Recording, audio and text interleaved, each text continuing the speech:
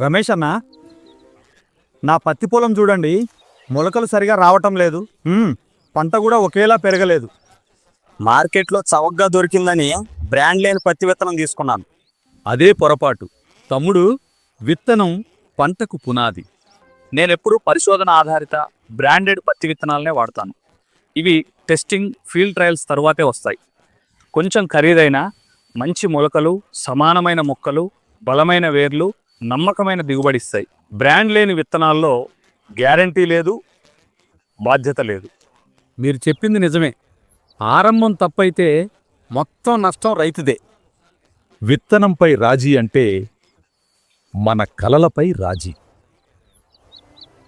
ప్రతి విజయవంతమైన పంట సరైన విత్తనంతోనే ప్రారంభమవుతుంది. ఈ సీజన్లో తెలివిగా ఎంపిక చేసుకోండి.